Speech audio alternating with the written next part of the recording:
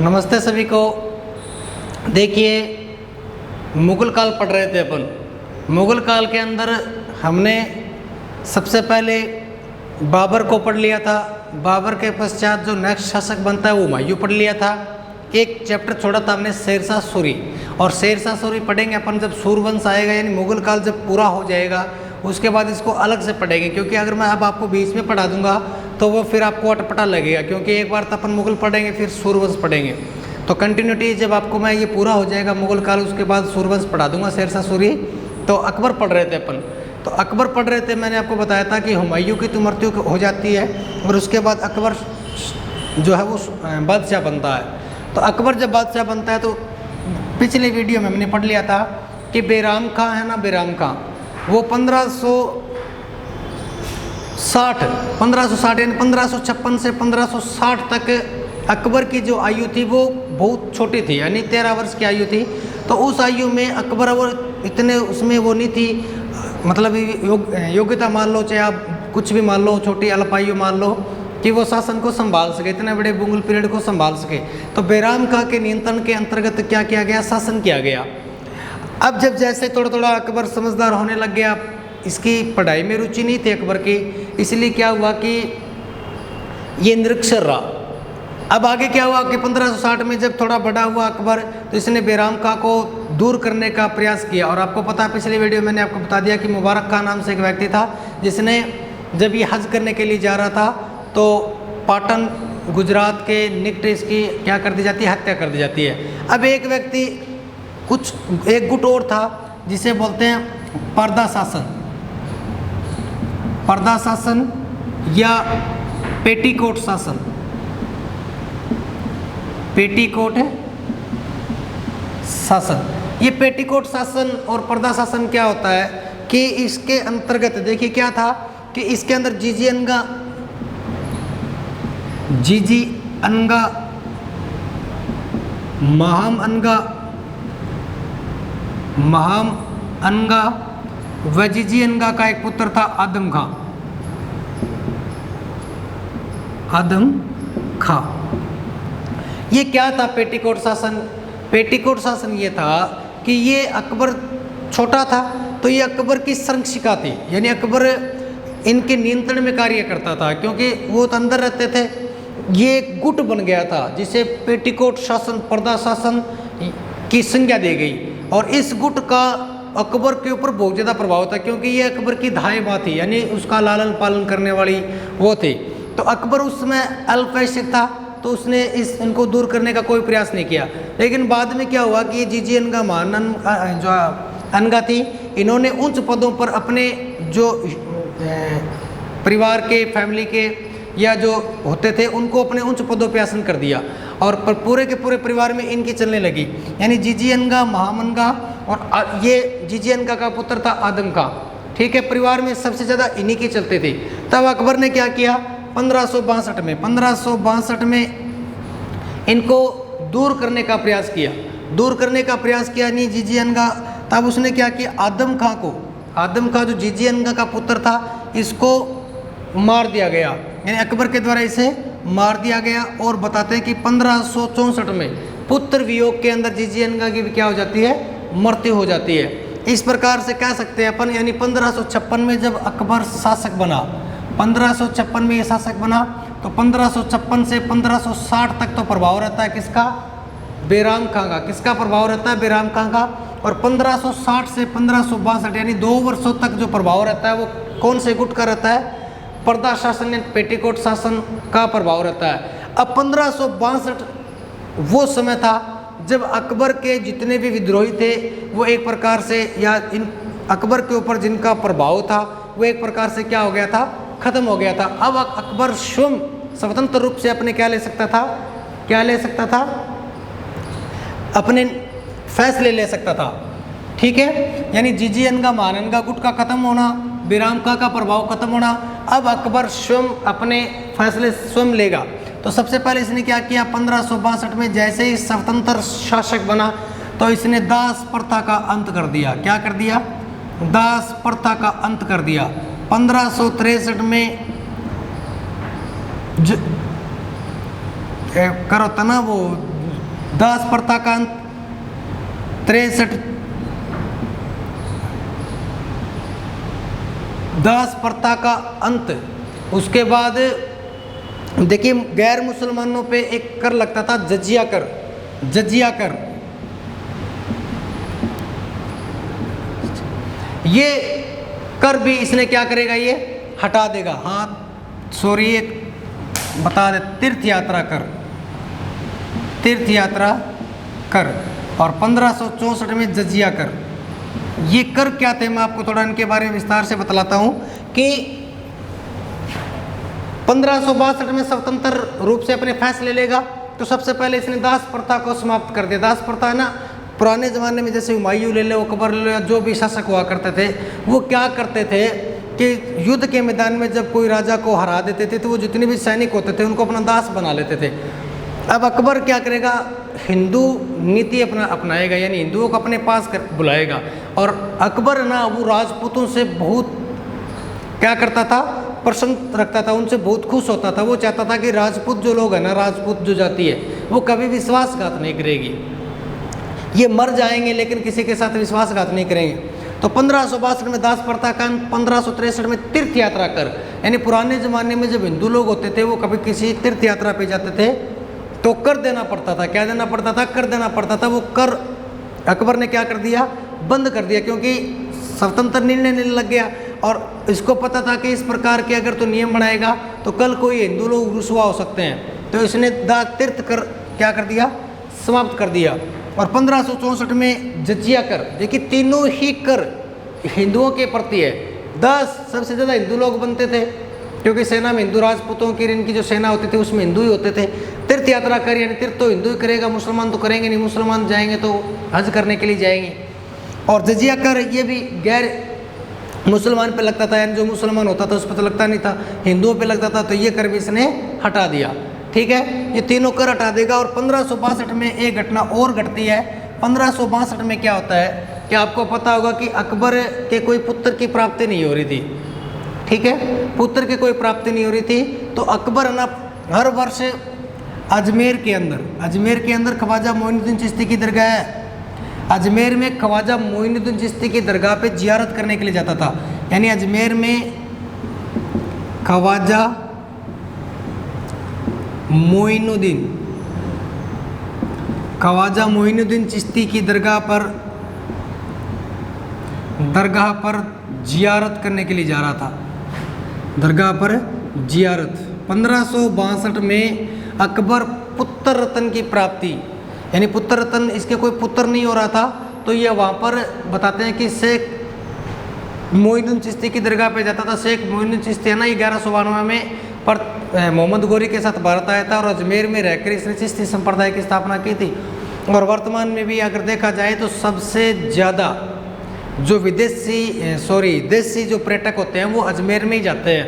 और ऐसा भी माना जाता है कि अजमेर में ख्वाजा मोइनुद्दीन चिश्ती की दरगाह है, वो आपसी सौहार्द और हिंदू मुसलमान जो सौहार्द है, उसका सांप्रदायिक सौहार्द है, उसका सबसे बड़ा उर्स मेला वहीं पर भी बढ़ता है।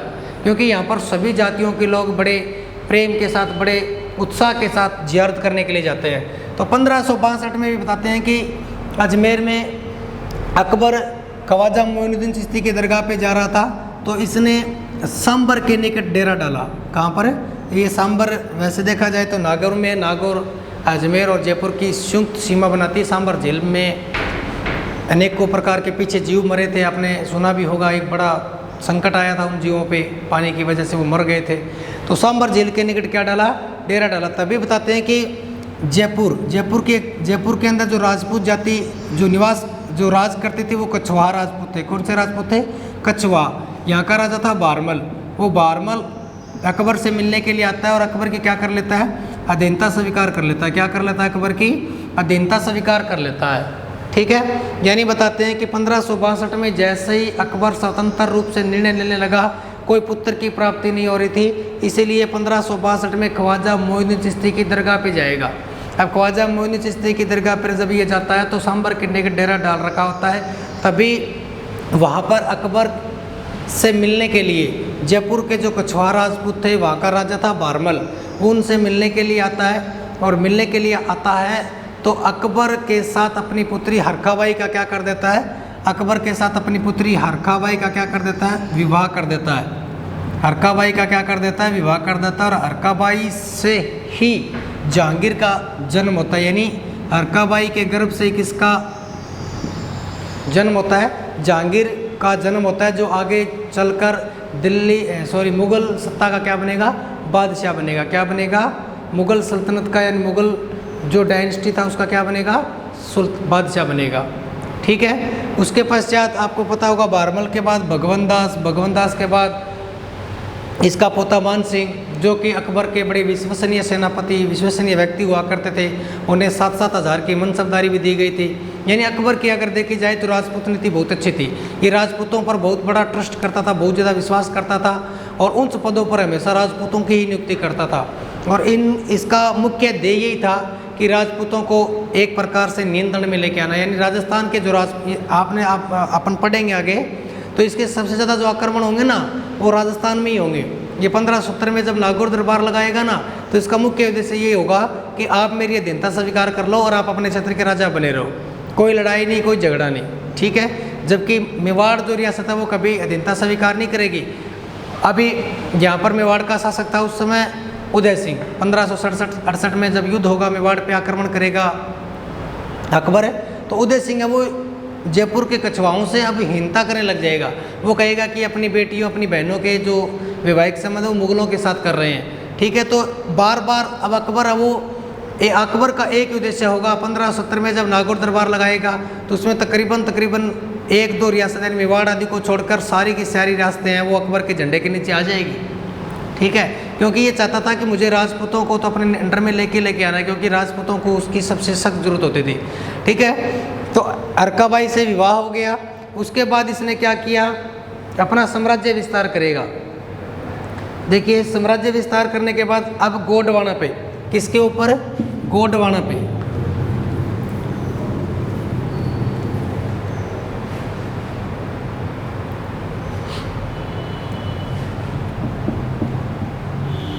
गोंडवाना पर विजय। देखिए, अकबर अब अपना धीरे धीरे साम्राज्य विस्तार करेगा। तो गोंडवाना पहले 1562, 1563, 1564 में ये क्या कर देगा, ये इसका क्रम है, इनकी डेटें याद हो जाएगी धीरे धीरे आपके। गोंडवाना यानी यहाँ पर गोंड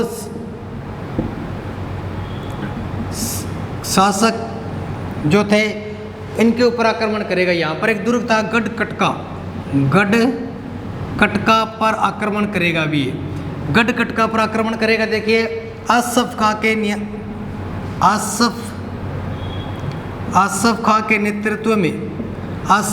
नेतृत्व में गोंडवाना पर, यानी गोंड राज्य पर विजय प्राप्त करने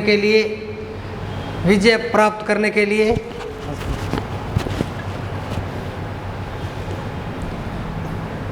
गोंडवाना पर विजय 1564 गोंड शासक के किले गढ़कटका पर आक्रमण करने के लिए आसफ खां के नेतृत्व में एक विशाल सेना भेजी गई। ठीक है। जब विशाल सेना भेजी गई तो यहाँ पर उस समय गढ़कटका पर रानी दुर्गावती क्या कर रही थी, अपने पुत्र वीर नारायण की संरक्षिका के रूप में शासन कर रही थी। 1564 अकबर साम्राज्यवादी नीति के तहत आसफ खां के नेतृत्व में गढ़कटका पर आक्रमण करता है। उस समय गढ़कटका पर दुर्गावती क्या कर रही थी, दुर्गावती अपने पुत्र वीर नारायण की संरक्षिका के रूप में क्या कर रही थी, अपना शासन संभाल रही थी। उसी समय क्या होता है कि बताते हैं कि रानी दुर्गावती पहले तो बहुत भारी मात्रा में सेना लेकर मुगल सेना का एक प्रकार से संघर्ष करती है, लेकिन बाद में भाला लगने से इसकी मौत हो जाती है। और इसके बाद गढ़कटका पर किसका आक्रमण हो जाता है, किसका अधिकार हो जाता है, अकबर का अधिकार हो जाता है। यानी गढ़कटका पर अब किसका अधिकार हो जाएगा, अकबर का अधिकार हो जाएगा। ठीक है। अब आगे क्या करेगा, ये उदयपुर पर, मेवाड़ रियासत पर अपना आधिपत्य स्थापित करेगा, चित्तौड़ पर घेरा डालेगा। गोंडवाना पर विजय 1564, उसके पश्चात चित्तौड़ पर चढ़ाई करेगा। किसके ऊपर करेगा, चित्तौड़ चित्तौड़ पर आक्रमण, चित्तौड़ पर आक्रमण 1567 1568। देखिए मैंने आपको अभी बताया था कि राजपूत चाहता था कि सारे के सारे जो राजपूत है वो मेरे अंडर आ जाए, क्योंकि थोड़े दिन बाद में अभी ये 1570 में नागौर दरबार लगाएगा। लेकिन मेवाड़ रियासत के जो राजा थे, यानी मेवाड़ के जो सिसोदिया थे, वो क्या करते थे, जब जयपुर के कछवाओं ने मुगलों की अधीनता स्वीकार की थी ना, तो उनको बड़े हीन भाव से देखते थे। आपको पता होगा कि बारड़ा प्रताप तो आगे आपने हिस्ट्री पढ़ी होगी, आगे पढ़ोगे आप, जब ये अकबर अनेक प्रकार के अपने दूत वहाँ पे भेजेगा, लेकिन ये अधीनता स्वीकार नहीं करेंगे, मर जाएंगे। देखिए सबसे बड़ी रियासतों में देखा जाए तो मेवाड़ के सिसोदिया ही थे जो जिन्होंने कभी भी मुगलों की अधीनता स्वीकार नहीं की। अब देखिए क्या होगा, चित्तौड़ पर उस समय उदय सिंह शासन कर रहा था। क्या कौन शासन कर रहा था? उदय सिंह शासन कर रहा था। अब क्या हुआ कि अकबर ने उदय सिंह को अपनी अधीनता स्वीकार कराने के लिए बोलता है, लेकिन उदय सिंह तो जयपुर के कछवाओं से मतलब हीन भावना करने लग गया। तब इसने आक्रमण कर दिया। आक्रमण जब किया तो यहाँ पर उदय सिंह के दो जैमल व फत्ता नामक दो सैनिक थे। उनके नेतृत्व में क्या हुआ कि अकबर एक विशाल सेना लेके चला गया। अब वो कोई भी गोला चलाते, दीवार को तोड़ते, तो कुछ समय बाद ही राजपूती सेना बड़े फुर्ती के साथ उस दीवार को दोबारा मतलब उसका निर्माण कर देती। फिर अकबर दीवार को गिरवाता, उधर राजपूत बड़े साहसी थे, तुरंत उस दीवार को मतलब उसका निर्माण कर देते। अब धीरे धीरे क्या हुआ कि अकबर ने दुर्ग को उड़ाने का फैसला लिया और क्या चलवा दी, तोपें चलवा दी। जब तोपें चलवा दी तो उदय सिंह भागकर जंगलों की ओर चला गया। उदय सिंह कहाँ चला गया? जंगलों की ओर चला गया। और बाद में बताते हैं कि जैमल व फत्ता सिसोदिया ने मुगल सेना का डटकर मुकाबला किया। मुगल सेना का जब डटकर मुकाबला किया तो बताते हैं कि इसमें जैमल व फत्ता दोनों क्या हो जाते हैं, जोहर कर लेते हैं। क्या कर लेते हैं? ये केसरिया कर लेते हैं। क्या कर लेते हैं? केसरिया कर लेते हैं। और जैमल व फत्ता के निर्देशन में जब ये केसरिया करते हैं तो राजपूत जो लल्लाएं थी, राजपूत जो स्त्रियां थी, वो क्या कर लेती है? जोहर कर लेती है। क्या कर लेती है? जोहर कर लेती है। वो अपनी ऊपर अपनी अग्नि के माध्यम से या जल के माध्यम से अपनी जीवन लीला क्या कर लेती है? समाप्त कर लेती है। क्या कर लेती है? समाप्त कर लेती है। और बताते हैं कि अकबर जो है वो जैमल व फत्ता की वीरता से इतना खुश हुआ कि इनकी मूर्तियां भी ले जाकर हाथी पर बैठाकर आगरा के दुर्ग के बाहर लगवाई। इस प्रकार हम कह सकते हैं कि सबसे पहले उसने गोडवाना को जीता, उसके बाद किसको जीता? चित्तौड़ को जीता। अब 1570 में ये क्या लगाएगा? नागौर दरबार लगाएगा। क्या लगाएगा? नागौर दरबार। 1570 नागौर दरबार। 1570 नागौर दरबार। यानी अकबर जो है, अभी जिक्र कर रहे थे अपन कि अकबर जो है वो मुगलों का एक बहुत ही अच्छा बादशाह था। वो ये चाहता था कि मुझे ऐसा कुछ न करना पड़े जिससे मेरी शक्ति कमज़ोर हो और जो बेवजह लोग मारे जाएं। इसलिए इसने क्या किया कि सभी जो रियासतें थी उनको एक इनविटेशन कार्ड भेज दिया, निमंत्रण भेज दिया कि इस प्रकार से अकबर वो नागौर दरबार लगा रहा है, क्योंकि मिड था नागौर उस समय। तो अकबर ने नागौर दरबार के अंदर सभी राजपूतों को बुलाया और उसने कहा कि आप मेरी अधीनता स्वीकार कर लो, आप मेरा जो लगान कर वगैरह जो है वो मेरे तक पहुंचा देना, आपके जो सैनिक है वो मेरी सहायता करेंगे और आपको मेरे साथ किसी भी प्रकार का युद्ध नहीं करना पड़ेगा। लेकिन बताते हैं कि कुछ रियासतें थी, जैसे मेवाड़ रियासत है, बूंदी की रियासत हुआ करती थी, जालौर की रियासत, उन्होंने इनकी अधीनता स्वीकार नहीं की। और लगभग देखा जाए तो 1570 में जब अकबर ने नागौर दरबार लगाया था तब अधिकतर राजस्थान की जो रियासतें थी उन्होंने मुगलों की क्या कर ली थी? अधीनता स्वीकार कर ली थी। क्या कर ली थी? अधीनता स्वीकार कर ली थी। इसके बाद अपन आगे के जो वीडियो होगा उसमें पढ़ेंगे गुजरात पर आक्रमण। अभी 1570 तक ही अपन पढ़ेंगे। नेक्स्ट गुजरात पे आक्रमण, उसके बाद महाराणा प्रताप के साथ संघर्ष, जो ये भेजेगा अपने दूत, महाराणा प्रताप मान सिंह के मध्य संघर्ष, ये जितनी भी बातें हैं वो अपन पढ़ेंगे नेक्स्ट वीडियो के अंदर। तो आपको ये जहाँ तक मैंने पढ़ाया है वो अपना नोट्स बना लेना नोट्स बना के जब अपन नेक्स्ट क्लासें लगेगी तो उसके अंदर आपकी जो कोई दिक्कत होगी तो उस समय सोल्व कर लेंगे अपन। आपका परम ध्येय अब यही है कि समय का सदुपयोग करिए, वीडियो देखिए, कोई दिक्कत हो तो कमेंट में अपने सुझाव दीजिए और आगे का अपन पढ़ेंगे नेक्स्ट वीडियो। धन्यवाद।